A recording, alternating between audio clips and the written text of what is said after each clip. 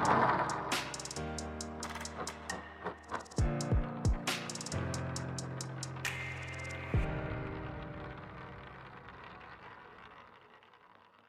मसीह की। मसीह में प्यारे भाई और बहनों, मैं आप सभी का भाई सूरज एक बार फिर से आपके समक्ष कुछ ऐसे रोचक विषय को लेकर आया हूँ जिस पर हम आज चर्चा करेंगे। तो भाई और बहनों, हमारा आज का विषय है चर्च यानी कि कलीसिया। भाई और बहनों, ये विषय आपके समक्ष मेरा लाने का उद्देश्य ये है कि आज कलीसिया को लेकर हम सबकी अपनी ही नज़रिया है, अपनी ही सोच है और हम सभी ने इसको लेकर अपनी ही परिभाषा बना के रखा है। तो हम आज की इस विशेष चर्चा से ये हम समझने के लिए कोशिश करेंगे कि वास्तव में कलीसिया क्या है, इसकी उत्पत्ति कैसे हुई, इन सारे बातों को हम समझने के लिए कोशिश करेंगे। तो वैसे हम सारे लोग किसी न किसी स्थानीय कलीसिया से जुड़े हुए हैं, है ना। हम सभी शायद हफ्ते में 1-2 बार या 3 बार 4 बार हो सकता है हम जाते होंगे और वहाँ पर जाके हम आराधना करते होंगे। तो मैंने देखा है कि हम में से बहुत सारे लोग ऐसे हैं जो कलीसिया को लेकर अपनी ही एक अलग सोच रखते हैं। जैसे कि उदाहरण के लिए कुछ लोगों को लगता है कि अगर हम चर्च में ही जाके आराधना करेंगे तो हम परमेश्वर के निकट हम पहुंच पाएंगे, है ना। और कुछ लोगों को ऐसा लगता है कि हम चर्च में ही जाके प्रार्थना करेंगे तो हमारी प्रार्थनाओं को परमेश्वर ग्रहण करेंगे या फिर हमारी प्रार्थना को सुनेंगे। तो ऐसा लोगों का एक प्रकार का विश्वास विकसित हो चुका है। ये सारी चीज इसलिए हुआ है कि हमें वास्तव में सत्य की सही समझ न होने के कारण। तो भाई और बहनों, आज के हमारे इस चर्चा का उद्देश्य यही रहेगा कि हम कलीसिया को उसके सही स्थान दें ना, कलीसिया को उचित स्थान। प्रभु ने जिस तरह कलीसिया को स्थापना किया था, इसके मूल उद्देश्य और मकसद को हम समझे। तो ये हमारा पहला विषय है। ऐसा नहीं है कि आज के एक ही विषय में हम सारे विषय को हम कवर करेंगे, ऐसा नहीं है। इसके बाद भी हमारा दूसरा या तीसरा एपिसोड आएगा जिसमें हम कोशिश करेंगे कि जो डिफरेंट एस्पेक्ट्स है जो कलीसिया को लेकर, उसको हम कवर करें। जब हम चर्च कहते हैं तो हमारे जहन में क्या चीज़ आता है? जब हम कलीसिया कहते हैं तो हमारी सोच में क्या चीज़ आती है? अगर हम इस नज़र से देखें तो आज जब हम कलीसिया कहते हैं, जब हम चर्च कहते हैं, हमारे लिए एक भवन या एक इमारत हमारे आंखों के सामने आ जाता है ना। जैसे कि कोई एक भवन हो, बड़ा सा भवन, और जिसके छत पर क्रॉस लगा हो, तो हम उसे पहचान जाते हैं या फिर हमारा मानना होता है कि ये कलीसिया है, ये चर्च है। तो आमतौर पर जब हम चर्च कहते हैं तो हमारी ये आम सोच बन चुकी है। सिर्फ अन्य विश्वासी नहीं, हम विश्वासियों में भी कलीसिया मतलब एक भवन है, एक इमारत है जिसके छत पर क्रॉस लगा होता है और जहां पर विश्वासी इकट्ठा होकर आराधना करते हैं। ये एक आम राय या फिर एक आम सोच आज के दिन में ज्यादातर हम विश्वासियों की यही समझ है।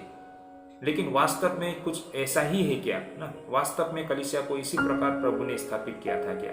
इस पर आज हमें चर्चा करने की आवश्यकता है। लेकिन वास्तव में अगर हम देखें तो ग्रीक में जो एक्लेसिया कहा गया है, ये एक्लेसिया यानी कि कलीसिया, इसका अर्थ क्या है? इसका अर्थ है गैदरिंग या फिर असेंबली कहा जाता है, यानी कि सभा या फिर हम इसे जमघट कह सकते हैं, लोगों का जमघट।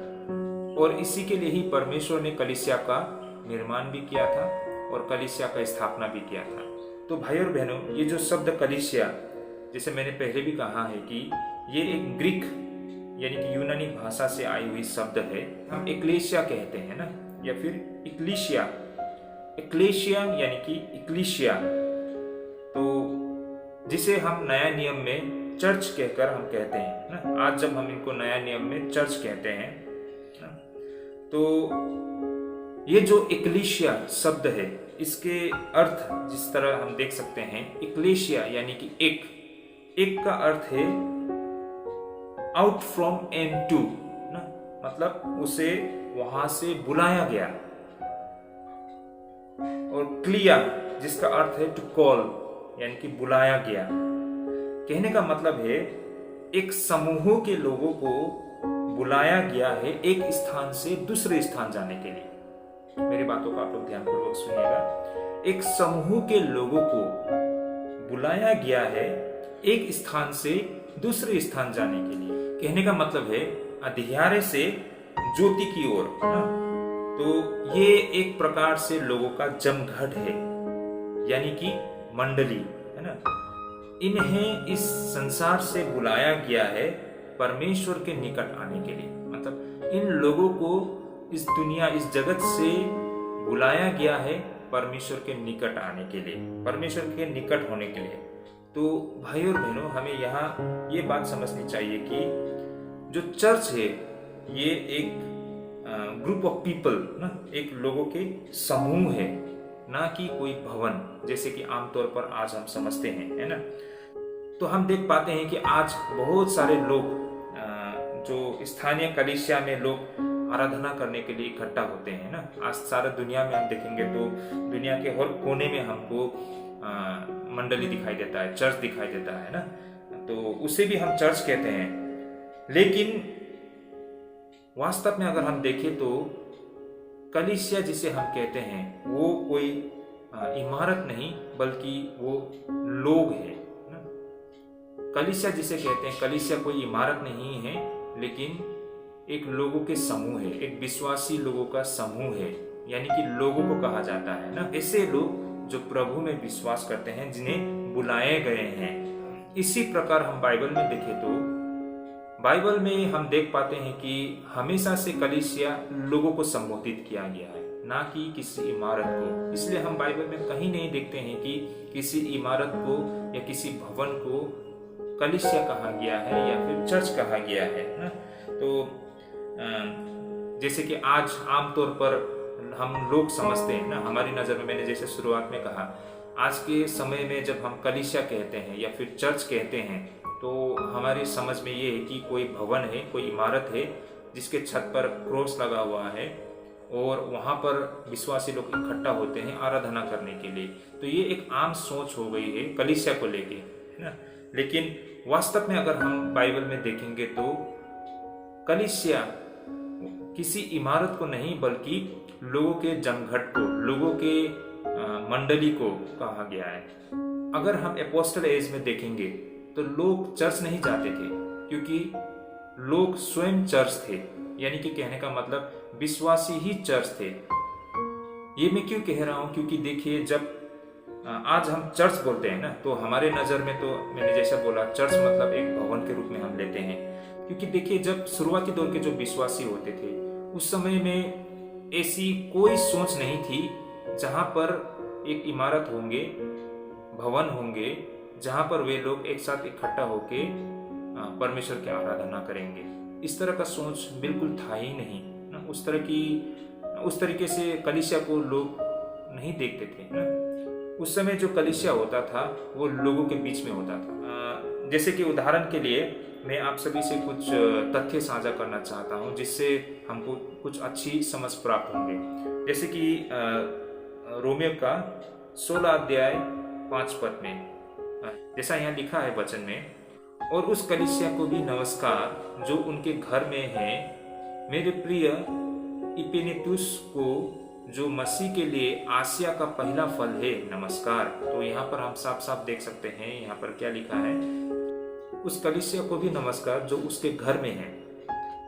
तो तुरंत उसके बाद हम अगर नीचे देखते हैं, जैसे कि यहाँ लिखा है 1 कुरिन्थियों 16:19 में, आसिया की कलीसिया की ओर से तुमको नमस्कार। अकीला और प्रिस्का का और उनके घर की कलीसिया को भी तुमको प्रभु ने बहुत बहुत नमस्कार। तो यहाँ पर हम देख सकते हैं उनके घर की कलीसिया कहा गया। तो ये बात यहाँ से स्पष्ट होती है कि शुरुआती दौर में जब हम कलीसिया कहते हैं तो कोई ऐसा अलग से भवन या इमारत नहीं होते थे जहाँ पर लोग आज इकट्ठा होकर संगति करते थे, जैसे आज के समय में हम लोग ना, कि जब हमारे नज़र में आज तो हमारी समझ में तो ऐसी है कि कलीसिया मतलब चर्च मतलब कोई इमारत है, कोई भवन है जो अलग से है ना, जहाँ पर हम विश्वासी हर जगह से आके एक साथ मिलके संगति करते हैं। ऐसी सोच, उस तरह की जरूरत उस समय नहीं थी और ऐसा नहीं था शुरुआत दौर में ना। और सही मायने में कलीसिया का मतलब लोगों को कहा जाता था, है ना। जैसे कि नीचे हम देखेंगे कुलिस्सियों 4:15 में, लौदीकिया के भाइयों को और तुमफास और उनके घर की कलीसिया को नमस्कार कहना। तो यहाँ पर देखिए घर की कलीसिया कहा गया है ना।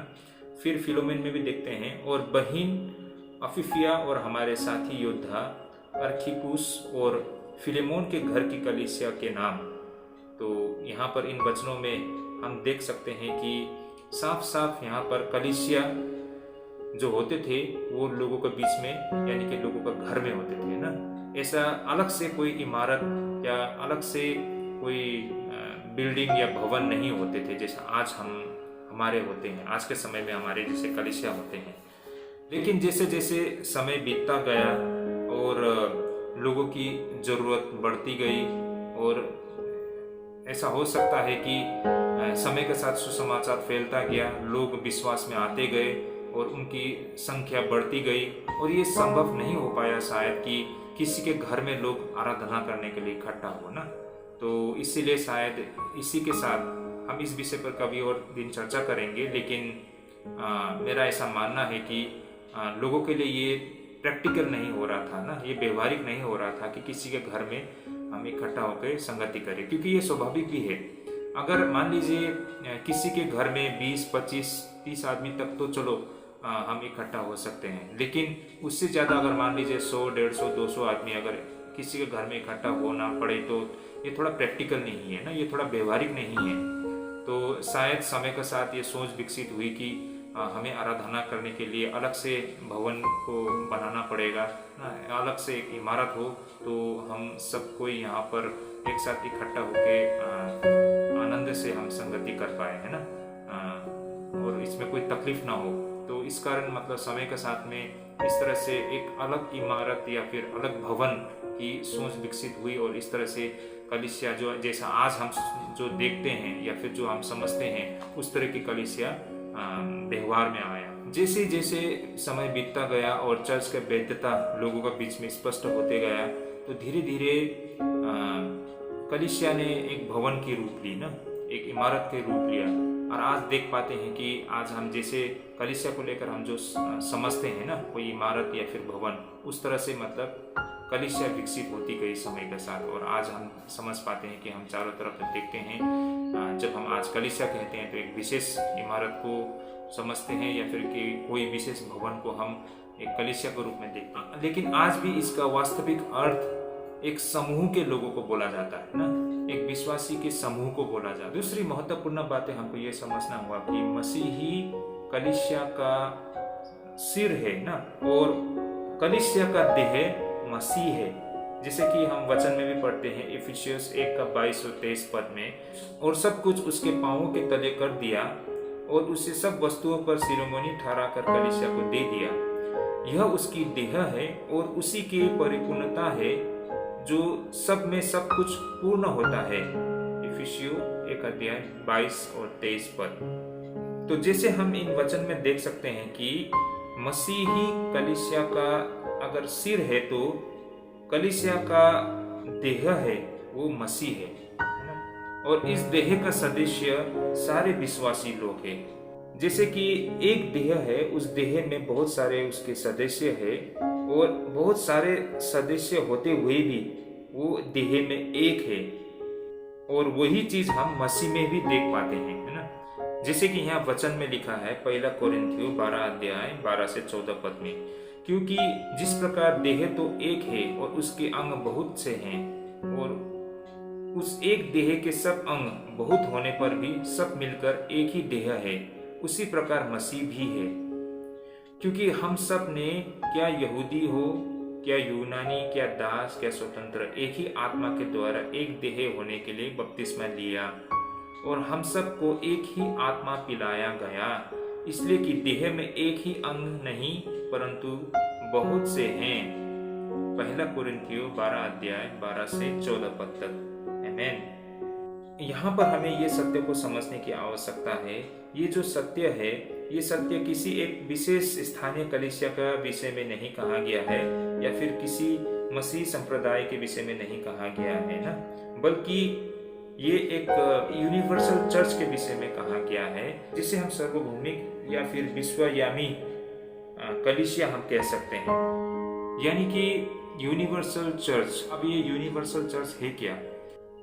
अब ये यूनिवर्सल चर्च वो लोग हैं जिन्होंने पवित्र आत्मा को प्राप्त किया है, चाहे वो किसी भी देश का हो या फिर किसी भी स्थान का हो या फिर किसी भी मसीह संप्रदाय से हो या फिर किसी भी युग के लोग होने दो, लेकिन जिन्होंने अब तक मसीह से पवित्र आत्मा को प्राप्त किया है ना, जिसने पवित्र आत्मा को पाया है, वे सारे लोग इस यूनिवर्सल चर्च की सदस्य है, जिसको हम सार्वभौमिक या फिर विश्वव्यापी कलीसिया भी कह सकते हैं ना। तो यहाँ पर इस बात को सुनिश्चित करने के लिए सही तरीके से कलीसिया संचालित हो सके, इसे 2 भागों में विभाजित किया गया है, जिसे हम यूनिवर्सल चर्च भी कहते हैं, यानी कि सार्वभौमिक विश्वव्यापी चर्च कहते हैं, जो मसीह का देह है। और ये कलीसिया में वो सारे विश्वासी लोग आते हैं जिस कलीसिया का स्थापना पेंटिकोस के दिन से शुरू हुई थी, और जब तक मसीह का दूसरा आगमन नहीं होता तब तक जितने भी विश्वासी लोग होंगे वो सारे इस कलीसिया का, इस यूनिवर्सल चर्च के भिन्न अंग होंगे। तो भाई और बहनों, इस बात को सुनिश्चित करने के लिए कि ये जो यूनिवर्सल चर्च है ये सुनियोजित तरीके से संचालित हो सकने के लिए इस कलीसिया को 2 भागों में विभाजित किया गया है। लेकिन यहाँ पर हमें कुछ बातों को समझना बहुत जरूरी है। ये बात सत्य है कि ऐसे बहुत सारे जो चर्च डिनोमिनेशंस है जिनकी शिक्षा सत्य के अनुरूप होते हैं, है ना, और कुछ ऐसे डिनोमिनेशन होते हैं जिनकी शिक्षा या फिर वो जो बताते हैं वो सत्य के अनुरूप न हो। लेकिन इस बात को भी हमें समझने की आवश्यकता है कि जो यूनिवर्सल चर्च है वो किसी भी डिनोमिनेशन को, यानी कि किसी भी मसीह संप्रदाय को वो मान्यता नहीं देते हैं या फिर वो स्वीकार नहीं करते हैं ना। चाहे वो कितना भी बड़ा डिनोमिनेशन हो, उसकी कितनी भी बड़ी मतलब क्षमता हो, इससे कोई फर्क नहीं पड़ता है ना, क्योंकि यहाँ पर कलीसिया का उद्देश्य है कि सारे लोग एक साथ होके ना, एक मन होके, एक दिल होके परमेश्वर की महिमा करना। तो यहाँ पर भाई और बहनों, हमें मुख्य बिंदु ये समझने की आवश्यकता है, कलीसिया कोई इमारत नहीं है। ये कलीसिया का मतलब है एक समूह के लोग ना। कलीसिया कोई डिनोमिनेशन, मसीह संप्रदाय नहीं है, लेकिन ये वो लोग हैं जिन्होंने पवित्र आत्मा को प्राप्त किया है। और सबसे महत्वपूर्ण बात ये है कि चर्च किसी को उद्धार नहीं देता है। ये बात हमें समझना चाहिए कि चर्च किसी को उद्धार नहीं देता है, लेकिन कलीसिया या चर्च एक ऐसा स्थान है जहां पर लोग एक साथ इकट्ठा होते हैं और एक दूसरे से प्रेम करते हैं और परमेश्वर की महिमा करने के लिए है ना, एक दूसरे को शिक्षा देते हैं और मसीह के उद्धार के विषय में लोगों को सिखाते हैं या सीखते हैं। तो भाई और बहनों, यहाँ पर जो मुख्य बिंदु ये है, कलीसिया कोई भवन नहीं है, ये लोगों का एक समूह है। ये कोई डिनोमिनेशन यानी कि मसीह संप्रदाय नहीं है। ये एक ऐसे लोगों का समूह है जिन्होंने पवित्र आत्मा को प्राप्त किया है ना। सबसे बड़ी बात, कलीसिया किसी को उद्धार नहीं देते हैं, लेकिन एक ऐसा स्थान है, एक ऐसा प्लेटफॉर्म है या फिर ऐसा स्थान है जहां पर लोग एक साथ इकट्ठा होते हैं और एक दूसरे से प्रेम करते हैं और परमेश्वर की महिमा करते हैं और लोगों को शिक्षा देते हैं और मसीह के उद्धार के विषय में बताते हैं। वो हर कोई विश्वासी जो पतरस का समय से लेके एक छोटा से छोटा बालक तक मसीह के देह का अंग है। इसके अलावा जो स्थानीय कलीसिया होते हैं, जो लोकल चर्च है, वहाँ पर ये यूनिवर्सल चर्च के मेंबर उस स्थानीय कलीसिया में भाग लेकर एक दूसरे की हौसला अफजाई कर सकते हैं और एक दूसरे को शिक्षा दे सकते हैं और एक दूसरे को सहयोग कर सकते हैं सत्य से संबंधित बातों पर, और प्रभु यीशु मसीह की अनुग्रह में वो आगे बढ़ते हैं। तो ये रहा भाई और बहनों कलीसिया से संबंधित कुछ तथ्य। अब जब हम चर्च कहते हैं तो आप लोगों को क्या लगता है कि ये चर्च शब्द कहाँ से आया है? क्योंकि हम बाइबल में देखते हैं तो वहाँ पर कलीसिया भी कहा गया है और चर्च भी कहा गया है। तो कलीसिया का मतलब क्या है ये तो हमने समझा है ना, कि कलीसिया उसे कहा जाता है जिनको इस दुनिया से अलग किया गया है ना, जिनको इस जगत से बुलाया गया किसी और स्थान में जाने के लिए ना, अंधेरे से ज्योति में जाने के लिए, इस जगत से निकल के उसको मसीह के परमेश्वर के सामने ले जाने के लिए। लेकिन जब हम चर्च कहते हैं, इस चर्च शब्द का अर्थ क्या बनता है ना, ये चर्च शब्द कहाँ से आया है? वास्तव में ये चर्च देखेंगे तो ये इंग्लिश शब्द है, लेकिन इसे ग्रीक से लिया गया है। तो जैसा ग्रीक में क्यूरियोकॉन, जिसका मतलब है परमेश्वर का भवन। तो भाई और बहनों, यहाँ पर हम क्या देख सकते हैं कि ये इंग्लिश वर्ड यानी कि चर्च, ये सिर्फ किसी समूह के लोगों को ही सिर्फ संबोधित नहीं करते हैं, लेकिन देखें तो ये एक भवन को भी संबोधित करता है। लेकिन हम देखेंगे अगर नया नियम में, तो बाइबल में हम देखते हैं तो ये पता चलता है कि चर्च हमेशा से लोगों को ही संबोधित किया गया है ना, जिन्होंने मसीह में विश्वास किया है। असेंबली ऑफ पीपल यानी कि लोगों की सभा, जिन्हें बुलाया गया है। अगर ऐसा है तो फिर ये जो परमेश्वर का भवन या फिर चर्च, ये कहाँ से आई, ये समझ कहाँ से उत्पन्न हुई, इस विषय पर हमें कुछ पौलुस की पत्री से हमें संकेत मिलता है।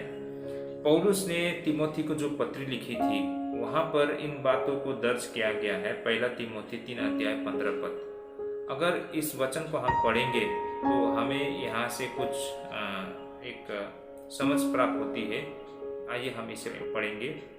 जैसा यहाँ वचन में लिखा है कि यदि मेरे आने में देर हो तो तू जान लो कि परमेश्वर का घर, जो जीवित परमेश्वर की कलीसिया है और जो सत्य की खंबा और नींव है, उसमें कैसा बर्ताव करना चाहिए। तो जैसे यहाँ वचन में हम देख पाते हैं साफ साफ कि परमेश्वर का घर, जो जीवित परमेश्वर की कलीसिया है, ऐसा कहा गया है। आप लोग देख पा रहे होंगे ये वचन में, पहला तिमोथी 3:15 में, परमेश्वर का घर जो जीवित परमेश्वर का कलीसिया है। तो यहाँ पर हम क्या देख सकते हैं कि चर्च को परमेश्वर के भवन के साथ जोड़ा गया है ना। चर्च का मायने या फिर चर्च का मतलब यहाँ पर परमेश्वर की घर को दर्शाया गया है। तब भी आज के समय में भी ये जो अंग्रेजी शब्द चर्च है, इसे लोगों के समूह को ही संबोधित किया जाता है, जिन्हें मसीह के साथ हो लेने के लिए बुलाया गया है। ये रही चर्च से संबंधित कुछ तथ्य। अब आइए हम आगे बढ़ते हैं और तथ्य, यानी कि यूनिवर्सल चर्च और ये किस तरह से लोकल चर्च के साथ इसमें डिफरेंसेस है ना, इसे हम समझने के लिए कोशिश करते हैं। जैसे हमने पहले भी कहा है कि कलीसिया, उसको दो भागों में विभाजित हम देख पाते हैं। एक तो universal church which is unseen ना, और एक हो गया लोकल चर्च यानी कि स्थानीय मंडली, जो कि सबके सामने में है ना, और जहां हम हमेशा उपस्थित रहते हैं। तो आइए भाई और बहनों, अब इसे हम थोड़ी गहराई से समझने के लिए कोशिश करते हैं, विशेष करके यूनिवर्सल चर्च यानी कि सार्वभौमिक विश्वव्यापी कलीसिया के बारे में, है ना, और साथ ही स्थानीय कलीसिया के विषय में भी। तो यहाँ पर एक हो गया यूनिवर्सल चर्च, जिसको अनसीन चर्च भी कहते हैं या फिर सार्वभौमिक या विश्वव्यापी कलीसिया, और दूसरी हो गई लोकल चर्च, जिसको स्थानीय मंडली भी हम कहते हैं, है ना। तो जब प्रभु यीशु मसीह ने ऐसा बोला, इस पत्थर पर मैं अपनी कलीसिया बनाऊंगा, जैसे कि मत्ती 16:18 में हम देख सकते हैं। आइए हम इन वचनों को देखते हैं तो शायद हमें कुछ रोशनी प्राप्त हो। जैसा इन वचनों में लिखा है, और मैं भी तुझसे कहता हूँ कि तू पतरस है, और मैं इस पत्थर पर अपनी कलीसिया बनाऊंगा, और अधोलोक के फाटक उस पर प्रबल न होंगे। आमीन। तो यहाँ पर प्रभु यीशु मसीह जो बातें बोल रहे हैं, उनका यह कहना है कि जैसे कि मैं इस पत्थर पर अपनी कलीसिया बनाऊंगा, ये बातें प्रभु यीशु कहकर ये बोलना चाहते हैं कि वो लोगों की सभा का निर्माण करेंगे। तो भाई और बहनों, यहाँ पर जो एक्लेशिया यानी कि कलीसिया, उसको अदल बदल कर इस्तेमाल किया गया है। ये स्थानीय कलीसिया पर भी इसको लागू किया जाता है। उसी प्रकार यूनिवर्सल चर्च यानी कि विश्वव्यापी मंडली, इसके साथ में भी इसको जोड़ के देखा जाता है। तो इन बातों को हम वचन के द्वारा अगर हम देखेंगे तो हमें और भी इसको, इन सत्य को समझने में हमें सहूलियत मिलती है। मान लीजिए हम स्थानीय कलीसिया से संबंधित कुछ तथ्य है, उन वचनों के आधार पर अगर हम देखेंगे तो हमें समझने में कुछ स्पष्ट होगी। आमतौर पर हम बाइबल में देखते हैं तो जो ये चर्च है, ये चर्च उन विश्वासियों को संबोधित करते हैं जो स्थानीय मंडली के साथ में जुड़े होते हैं। उदाहरण के लिए अगर हम प्रकाशित वाक्य 2 अध्याय 1 पद और 3 अध्याय 1 पद हम देखते हैं, जो कि कलीसियाओं के लिए लिखी गई चिट्ठी है, तो यहाँ पर हम देख सकते हैं जो भी बातें यहाँ पर टिप्पणी की गई है, ये विशेष एक कलीसिया जो एक चिन्हित शहर में है उसे संबोधित किया गया है। तो इन वचनों का अगर हम पढ़ते हैं तो हमको यहाँ से ये सत्य समझने में सहूलियत होती है। तो आइए मैं इसे पढ़ना चाहूँगा। इफिसुस की कलीसिया के दूत को यह लिख, जो 7 तारे अपने दाहिने हाथ में लिए हुए हैं और सोने की 7 दीवटों के बीच में फिरता है, वह यह कहता है कि प्रकाशित वाक्य 2 अध्याय 1 पद में ना, जैसे कि यहाँ पर बोला गया है इफिसुस की कलीसिया। तो एक इफिसुस एक शहर है और इफिसुस में जो कलीसिया है उस कलीसिया को यहाँ पर संबोधित किया गया है। उसी प्रकार प्रकाशित वाक्य 3 अध्याय 1 पद में हम देखते तो यहाँ लिखा है, और सर्दिया की कलीसिया के दूत को लिख, जैसा यहाँ लिखा है सर्दिया की कलीसिया। तो जैसे प्रकाशित वाक्य 2:1 में इफिसुस की कलीसिया बोला गया है, तो प्रकाशित वाक्य 3 अध्याय 1 पद में सर्दिया की कलीसिया। तो यहाँ पर हम क्या देख पाते हैं कि ये स्थानीय कलीसिया के विषय में कहा गया है। यहाँ पर एक विशेष कलीसिया, एक चिन्हित शहर में एक विशेष कलीसिया को ये पत्री लिखा गया है, उन्हें संबोधित किया गया है। तो यहाँ से हमको पहली बात तो समझ में आता है कि यहाँ जो वचन में लिखा गया है वो स्थानीय कलीसिया के विषय में बताया गया है। अब हम दूसरा अंतर इस तरह से कर सकते हैं, जैसे कि अगर हम रोमी का 16 अध्याय 5 पद में हम देखते हैं और अन्य कुछ और वचनों में हम देखते हैं, तो हमको यहाँ पर ये समझ में आता है कि जब कभी भी किसी चर्च को किसी के घर के साथ जोड़ के दिखाया जाता है तो वो स्थानीय मंडली को प्रदर्शित करता है। जैसे कि मान लीजिए इन वचनों में इस तथ्य को हम देख पाते हैं रोमी 15 अध्याय 5 पद में, जैसा लिखा है यहाँ पर, और उस कलीसिया को भी नमस्कार जो उनके घर में है, मेरे प्रिय इपेनेटुस को जो मसीह के लिए आसिया का पहला फल है, नमस्कार। तो यहाँ पर जैसा लिखा है, और उस कलीसिया को भी नमस्कार जो उसके घर में है, ऐसा कहा गया है ना। फिर देखते हैं 1 कोरिन्थी 16:19 में भी क्या लिखा है, आसिया की कलीसिया की ओर से तुमको नमस्कार, अकीला और प्रिस्किला का और उनके घर की कलीसिया को भी तुमको प्रभु में बहुत बहुत नमस्कार। तो यहाँ पर स्पष्ट लिखा है कि अकीला और प्रिस्किला का और उनके घर की कलीसिया कहा गया है। तो उसी प्रकार हम कुलिस्से 14:15 में देखेंगे तो क्या लिखा है, लौदीकिया के भाइयों को और तुफास और उसके घर की कलीसिया को नमस्कार कहना। तो इन वचनों में हम देख सकते हैं कि यहाँ जितने भी कलीसिया कहा गया है वो सारे कलीसिया घर में हुआ करते थे। एक घर को ही यहाँ पर संबोधित किया गया है ना। तो जो लोग उस घर में इकट्ठे होते हैं वो सारे लोग कलीसिया हैं, तो उन लोगों को ये संबोधित किया गया है।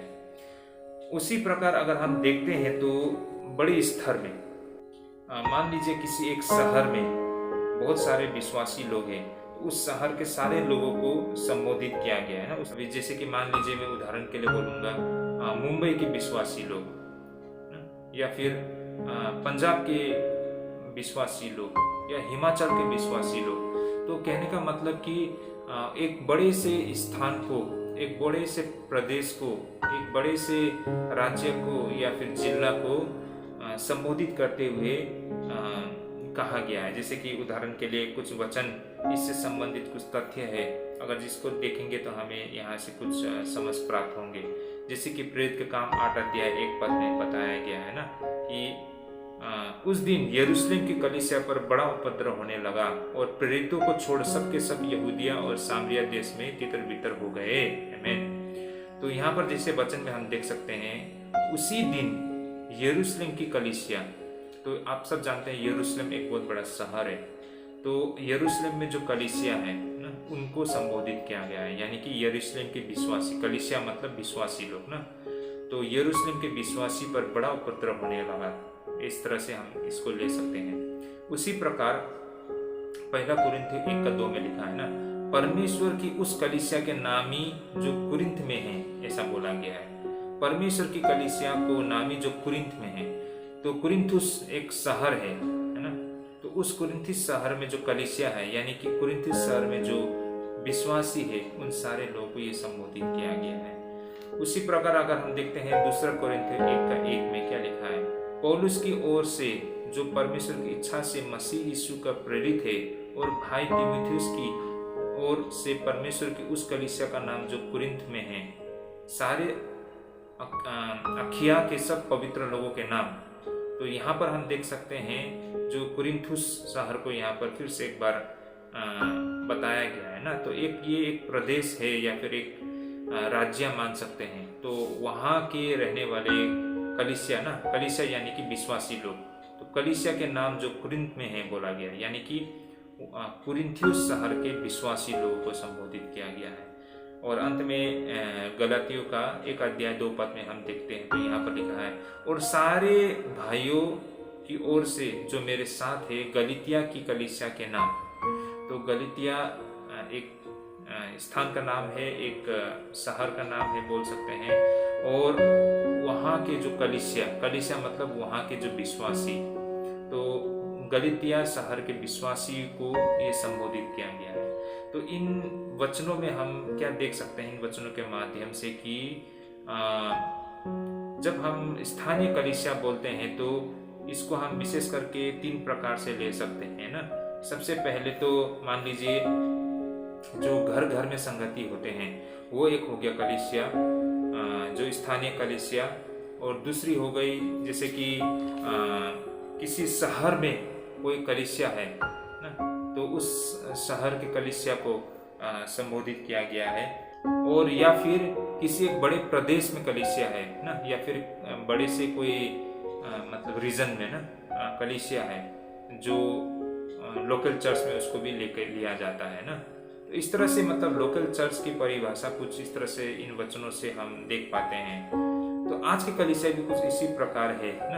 आज के डेट में आप और हम जिस कलीसिया में शायद हम संगति करते हैं, जिस कलीसिया में हम जाते हैं, तो कलीसिया भी कुछ इसी प्रकार है।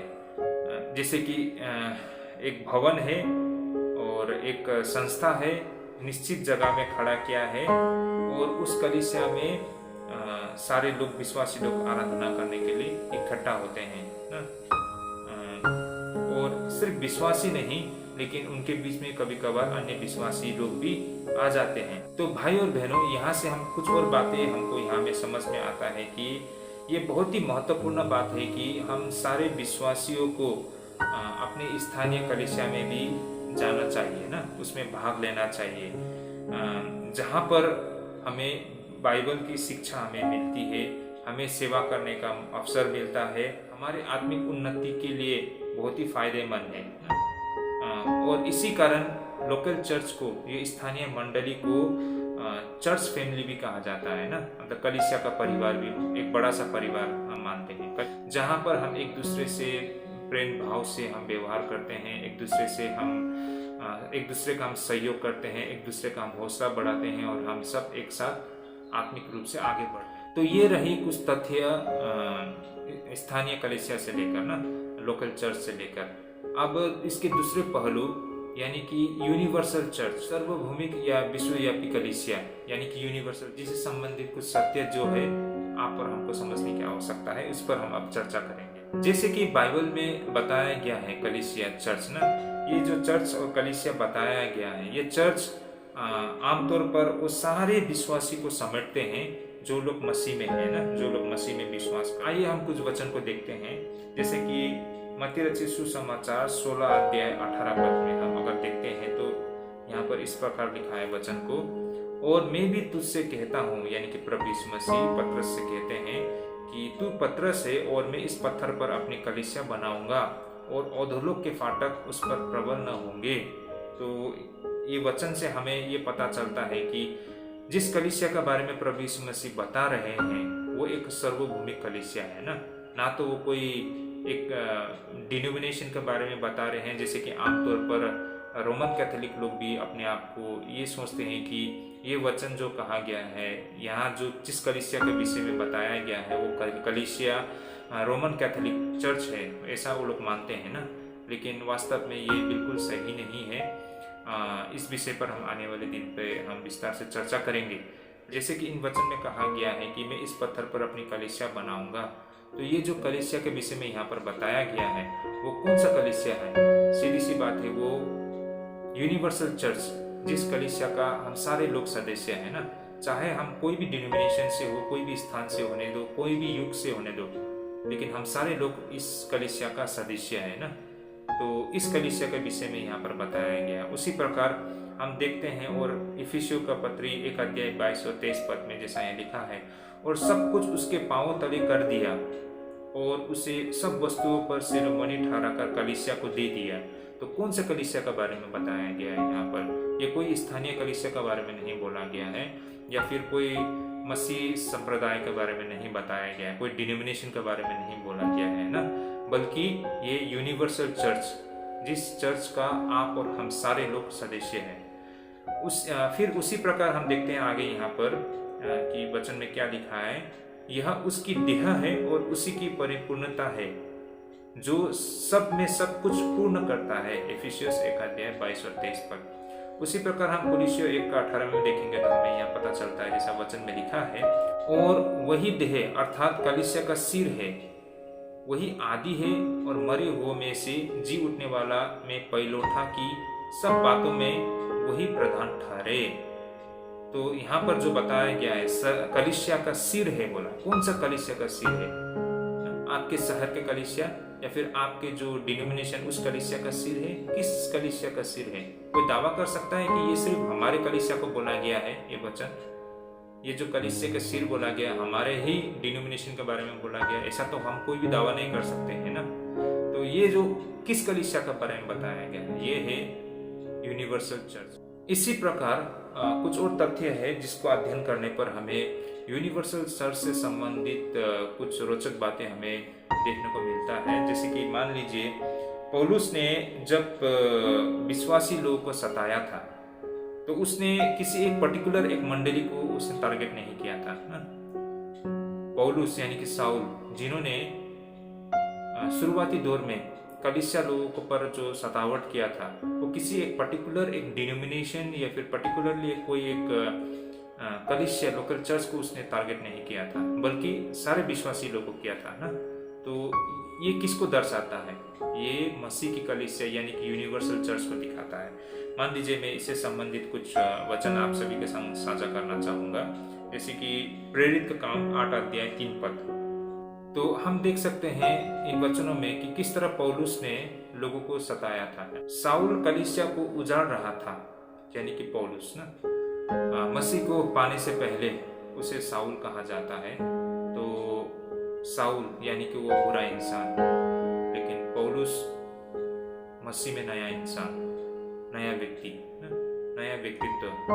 लेकिन यहाँ जिस साउल के विषय में हम बात कर रहे हैं वो दुष्ट व्यक्ति के बारे में बात कर रहे हैं ना।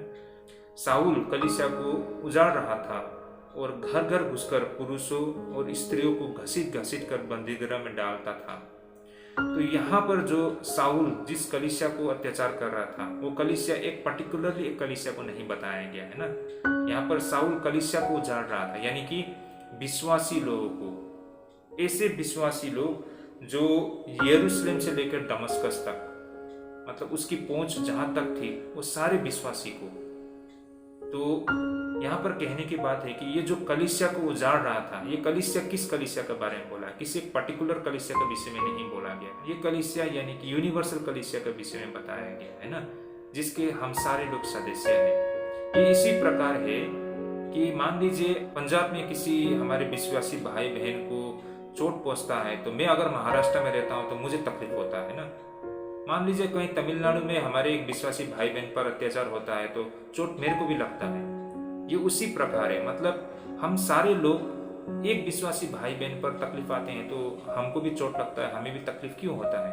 क्योंकि हम मसीह में एक हैं, मसीह में हम जुड़े हुए हैं ना, मसीह के देह हैं हम सारे लोग। तो हम सारे लोग उसी यूनिवर्सल चर्च के सदस्य हैं ना, उसी यूनिवर्सल चर्च में जुड़े हुए हैं। इसी कारण किसी भाई को चोट पहुंचता है तो मुझे भी दर्द होता है, अगर मुझ पर चोट पहुंचती है तो हमारे दूसरे भाई को भी दर्द होता है ना। तो कुछ इसी प्रकार है जो ये यूनिवर्सल चर्च है, यहाँ पर उसी बातों को बताया गया है कि पौलुस ने जिस कलीसिया पर अत्याचार किया था वो कलीसिया वो सारे विश्वासी भाई लोगों को संबोधित करता है, ना कि किसी एक इंडिविजुअल को। आगे हम यहाँ देख सकते हैं पहला कुरिन्थियों 15:9 में, क्योंकि मैं प्रेरितों में सबसे छोटा हूँ वरन प्रेरित कहलाने के योग्य भी नहीं, क्योंकि मैंने परमेश्वर की कलीसिया को सताया था।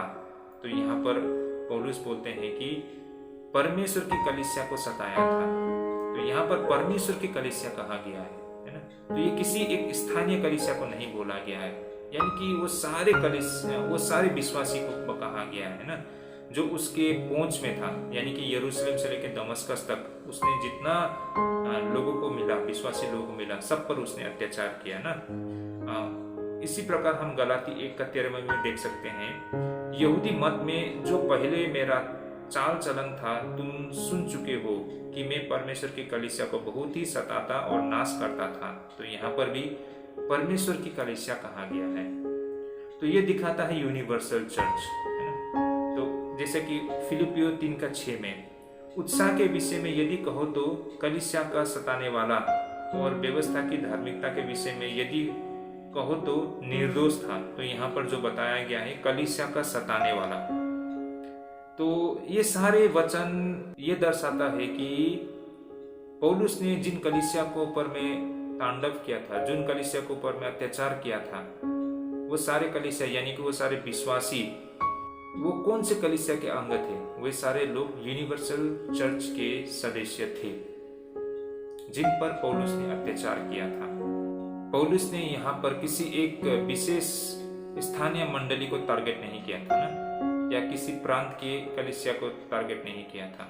उसके नजर में वो सारे लोग विश्वासी, वो सारे क्रिश्चियन लोग है ना, उन पर उसने अत्याचार किया था, यानी कि मसीह के देह के ऊपर में हमला किया था, मसीह के देह पर चोट पहुंचाया। इसके अलावा हम देख पाते हैं कि पौलुस कलीसिया को मार्गदर्शन करते हैं। जब वो कलीसिया को मार्गदर्शन करते हैं तो वो किसी स्थानीय मंडली को सिर्फ नहीं, बहुत समय पर वो ऐसे होल मतलब सारे विश्वासियों को वो संबोधित करते हैं या फिर उन्हें मार्गदर्शन करते हैं। इससे संबंधित कुछ तथ्य मैं आप सभी के साथ पेश करना चाहता हूँ। आइए हम इन वचनों को पढ़ के यहाँ से इन तथ्यों को हम समझने के लिए कोशिश करते हैं। जैसे कि पहला कुरिन्थियों 10:32 यहाँ पर लिखा है, तू न यहूदियों न यूनानियों और न परमेश्वर की कलीसिया के लिए ठोकर के कारण बनो।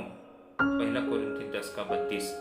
और नीचे हम देख सकते हैं पहला कुरिन्थियों 12:28 में, और परमेश्वर ने कलीसिया में अलग अलग व्यक्ति नियुक्त किए हैं, प्रथम प्रेरित, दूसरे भविष्यद्वक्ता, तीसरे शिक्षक, फिर सामर्थ के काम करने वाले, फिर चंगा करने वाले और उपकार करने वाले, और प्रधान और नाना प्रकार की भाषा बोलने वाले। पहला कुरिन्थियों 12:28।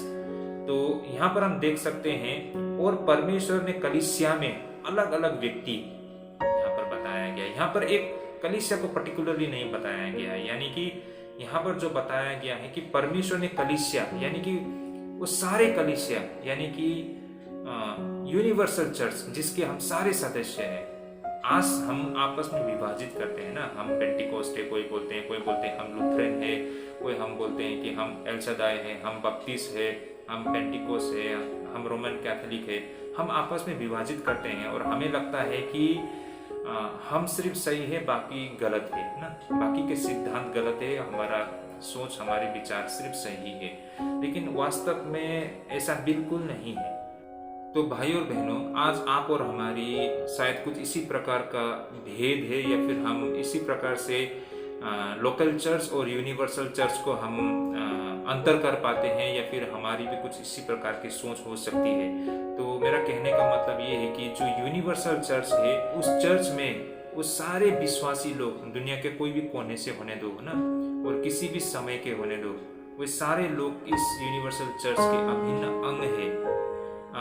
चाहे हम किसी भी डिनोमिनेशन से हो ना, मसीह संप्रदाय से हो, सिवाय उन लोगों की जो हमारे चर्च में तो आते हैं, लेकिन वो अब तक उसने मसीह को स्वीकार नहीं किया है। तो कहने का मतलब ये है कि हम चर्च में आते हैं तो इसका मतलब ये नहीं है कि हम मसीह के जो यूनिवर्सल चर्च है उसके सदस्य हो चुके हैं। भाई और बहनों, ये इतना महत्वपूर्ण नहीं है कि हम किसी भी स्थानीय कलीसिया का सदस्य है और ये सदस्यता हमें परमेश्वर के राज्य में प्रवेश करने के लिए हमें मौका देगी ना, लेकिन महत्वपूर्ण है कि आप यूनिवर्सल चर्च, जो अनसीन चर्च जिसे कहा जाता है, उसके भाग हो या नहीं हो। देखिए, इस दुनिया के किसी भी स्थानीय कलीसिया में आपको मेंबरशिप लेना कोई बड़ी बात नहीं है ना। हमारे आसपास बहुत सारे कलीसिया हैं, वहां जाएंगे और बपतिस्मा लेंगे तो आपको सदस्यता मिल जाएंगे।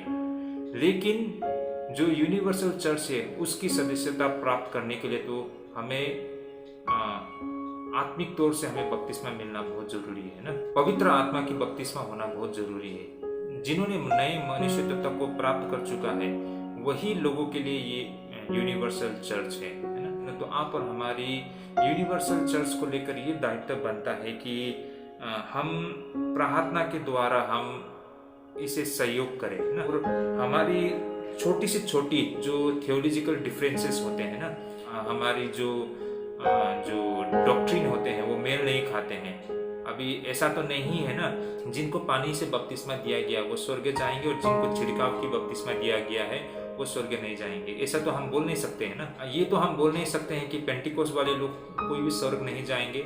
ये तो हम नहीं कह सकते हैं कि रोमन कैथोलिक वाले लोग कोई भी स्वर्ग नहीं जाएंगे। कौन स्वर्ग में जाएंगे या नहीं जाएंगे ये तो परमेश्वर निर्णय करेगा, है ना। तो ये गारंटी नहीं है कि आज आप लुथरन चर्च से हो या फिर मेथोडिस्ट चर्च से हो या बप्टिस्ट चर्च से हो या फिर एवेंजलिस्ट चर्च से हो, इसका मतलब ये है कि आपके लिए एक खुली छूट मिल गई है परमेश्वर के राज्य में प्रवेश करने का। वास्तव में सच्चाई तो ये है कि आप किसी भी चर्च में जाओ, अगर आपका अंदर से परिवर्तन नहीं हुआ है ना, आपने पश्चाताप नहीं किया है सही मायने में, और आप में परिवर्तन नहीं आया है, आपने उस स्थिरता को हासिल नहीं किया है, तो आप और हम किसी भी चर्च में चले जाइए, हम परमेश्वर के उस यूनिवर्सल चर्च में कभी भी हम सदस्यता को प्राप्त नहीं कर पाएंगे। तो परमेश्वर की उस यूनिवर्सल चर्च में सदस्यता को प्राप्त करने के लिए तो हमें अंदर से परिवर्तन होना बहुत आवश्यक है। इसलिए भाई और बहनों, ये जो हमारे बीच में डिफरेंसेस होती है ना, कि डॉक्ट्रिन को लेकर ये चर्च का डॉक्ट्रिन गलत है, ये चर्च का डॉक्ट्रिन सही है, इसमें हम ना उलझे। ये हमको सही मायने में कहीं भी नहीं ले जाएगा, हमको यहीं उलझा के रख देगा। हमें तो उस कलीसिया का सदस्य होना है जिस कलीसिया का परमेश्वर ने ना स्थापना किया है। ये डॉक्ट्रिन तो किसने बनाया है? डॉक्ट्रिन तो हमने बनाया है, हम मनुष्य ने बनाया है ना। जो हमारी सोच है इसमें, और इसमें बहुत सारे उलझने भी है, और जो हमारे आत्मिक उन्नति के लिए आमतौर पर देखेंगे तो ये रुकावट भी बनता है। इसी कारण छोटी से छोटी ये डॉक्ट्रिनल जो हमारे बीच में जो भिन्नता है, इसके वजह से हम यूनिवर्सल चर्च को हम आपस में बांटने के लिए कोशिश ना करें ना। तो भाई और बहनों, मेरा अंत में यही कहना है कि चाहे वो लोकल चर्च हो, चाहे वो यूनिवर्सल चर्च हो, ये ऐसे लोगों का समूह है जो परमेश्वर की खोज में है ना, जो परमेश्वर की तलाश में है।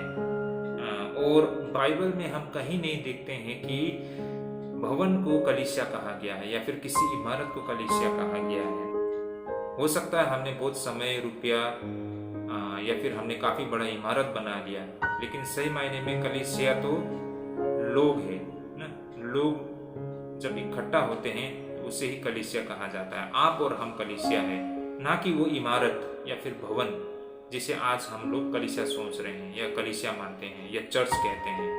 तो भाई और बहनों, आज हम किसी भी चर्च में जाते हो, उस इमारत को, इस भवन को हम शायद चर्च सोचते होंगे, लेकिन वास्तव में हम देखेंगे तो सही मायने में कलीसिया लोगों के जमघट को बोला जाता है, जहाँ पर लोग इकट्ठा होते हैं। मैं आशा करता हूँ चर्च से संबंधित कुछ इन तथ्यों पर आज हमने चर्चा करके हमें काफ़ी कुछ समझने में हमें सहूलियत पहुँची होंगी, और हम अगले दफ़े भी इसी प्रकार आप लोगों के समक्ष चर्च और कलीसिया से संबंधित रोचक तथ्य लेकर हम अगले दफ़े भी आएंगे। तो सी यू नेक्स्ट टाइम, और आप सभी अपना ख्याल रखें। सभी को जय मसीह की।